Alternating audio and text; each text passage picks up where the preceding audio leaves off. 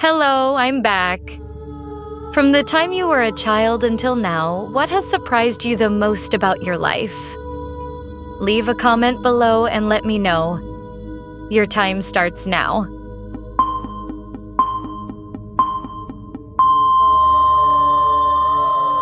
Wow, just as I predicted. Most of you are surprised because you once received a gift you truly loved on your birthday. Congratulations if you're feeling happy with your life right now. But you know what? Behind the doors of that happy home you live in, there may be secrets far darker and far more terrifying than anything you've ever imagined. That's where demons, disguised as humans, share the same roof with us every single day. But wait, are you sure everyone in your family is really human? What if the people you laugh and talk with every day are actually one of these creatures, straight from the depths of hell? If you still don't believe that someone in your own family could commit unthinkable, horrifying acts, don't worry. I'm here to help you realize just how naive you might be. Before we start the video, make sure you hit that subscribe button down below. That way, if something terrifying happens while you're watching, I can swoop in and save your life. If a loved one were diagnosed with cancer, what would you do first? Most of us would rush to the hospital, wouldn't we? With a heart that still beats with decency, we'd drop everything, no matter how far we were, just to stand by their side, to fight alongside them. But the woman in today's story didn't carry that kind of heart. She too left her work behind, boarded a plane, and crossed an ocean for 10 whole days, a third of a month. Yet her destination wasn't a hospital, nor a bedside vigil. She wasn't there to care for anyone but herself. She called it a healing trip, a vacation to soothe her soul. And that would have been just another selfish choice, if not for the horror she left behind. Because while she wandered foreign streets, savoring freedom, her 10-month-old baby lay trapped in their home. No food, no water, no lifeline. A helpless little life abandoned to hunger, thirst, and despair. The infant's cries withered into silence, swallowed by a house that became a coffin, while the one person meant to protect them chased her own comfort halfway across the world.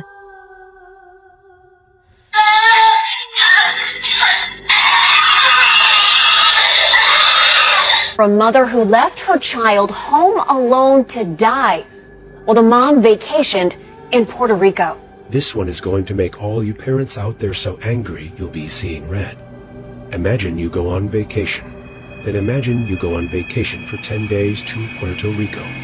Now imagine that you left your 16-month-old daughter at home, alone, in a crib, with no food and no water for those 10 days. Animals take care of their infants better. The thought of this child dying every day while she's having fun, humanity can't stomach that. The judge passed down a sentence of life in prison without the possibility of parole. The judge said this sentence will put her in a cell until she dies, just like she put her child in that crib to die. The only difference is the Department of Corrections would at least give her food and water. No ordinary mother could ever do something like that. Real mothers love their children more than their own lives. And yet this woman was so heartless, so cold, that she treated her own baby as if she were nothing more than a lifeless toy, something that didn't even deserve to live. According to several reports I gathered, neighbors said they had heard the baby's cries echoing through the house the entire time she was off on her so-called healing trip. Perhaps those cries were the only way the little girl could beg the world for help. but no miracle ever came. When the woman finally returned from her getaway, she even changed the baby's clothes, trying to hide the truth. But the truth cannot be buried. The price she now has to pay for her selfishness, for treating a human life as if it were trash, is the rest of her existence behind bars. A fitting punishment for a soul as dark as hers. She claimed she was healing herself, yet all she did was destroy an innocent life. That has never been the act of a normal human being. And the stories I'll bring you next will be even more grotesque and terrifying than this. Don't go anywhere, because they're coming for you very soon. This little boy was found deceased in his home after his mother attempted to perform an exorcism on him. Her name is Rhonda Paulinus. She's 41 years old from Fort Pierce, Florida. His name is Ramil Pierre, and he was only 6 years old. So the school where he attended hadn't seen him for more than 2 weeks, so they called the police to do a welfare check. So a deputy went out to the home to see what was going on, make sure everything was okay, and upon arrival, she was in the driveway, but she escorted him into the house. And when he got inside, he discovered the little boy deceased on his bed. They believe that he passed away on May 18th, so for almost 2 weeks, she left him there to decompose on his bed.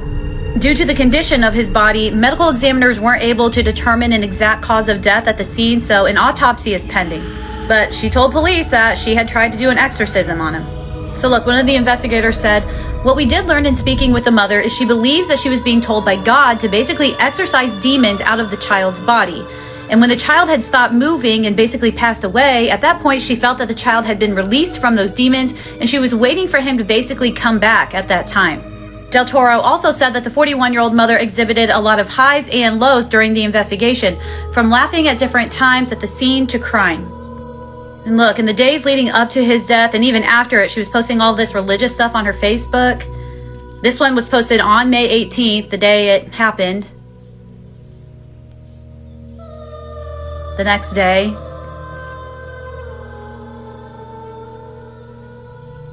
And while she's posting all this, her little boy is laying deceased in his bed.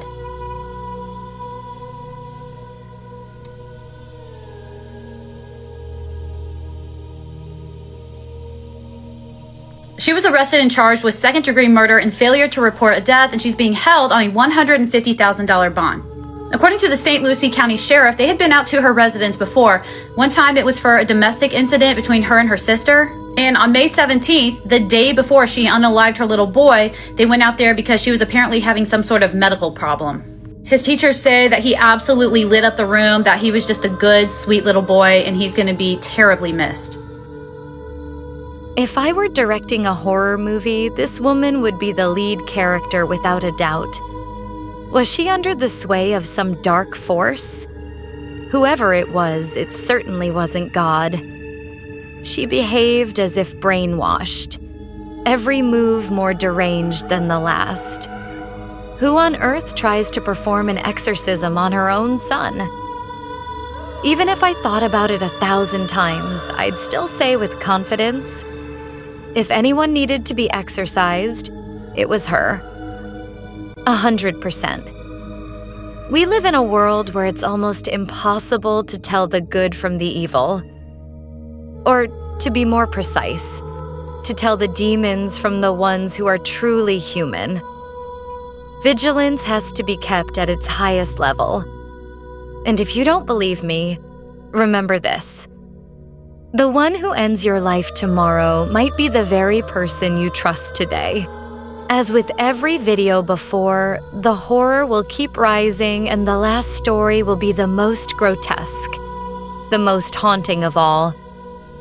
If you're a true fan, you already know what to do. Hit like, share, and subscribe before we go any further. Otherwise, I can't promise you'll stay as safe as you are in this very moment. Every time you head to the supermarket with your family, you probably bring home a few ready-made meals. Something quick for nights when you're just too busy, right? That's when the microwave feels like a small miracle. Slip the food inside, Press a button, and in 5 minutes, you're rewarded with something warm and comforting. But in the story I'm about to tell you, that microwave didn't hum for just 5 minutes. It ran for 45. If it had been ordinary food, it would have burned, turned black, filled the air with smoke. And what was placed inside did burn, did reek. The horror is, it wasn't food at all.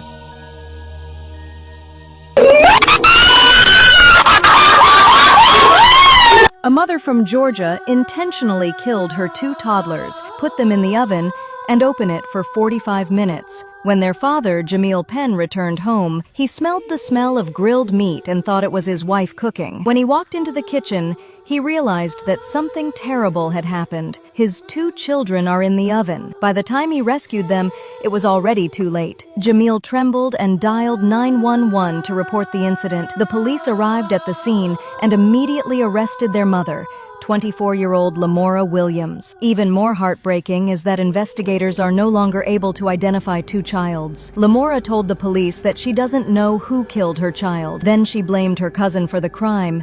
And finally, she said it was her sister who killed the children.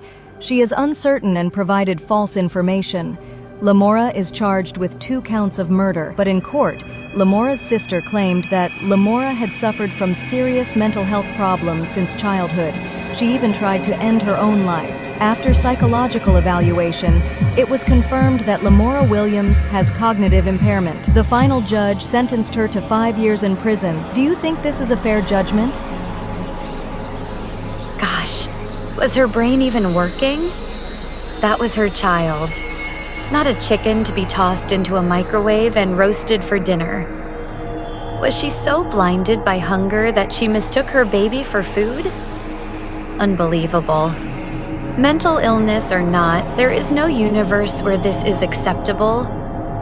That little one is gone forever, stolen by 45 agonizing minutes inside a searing metal box.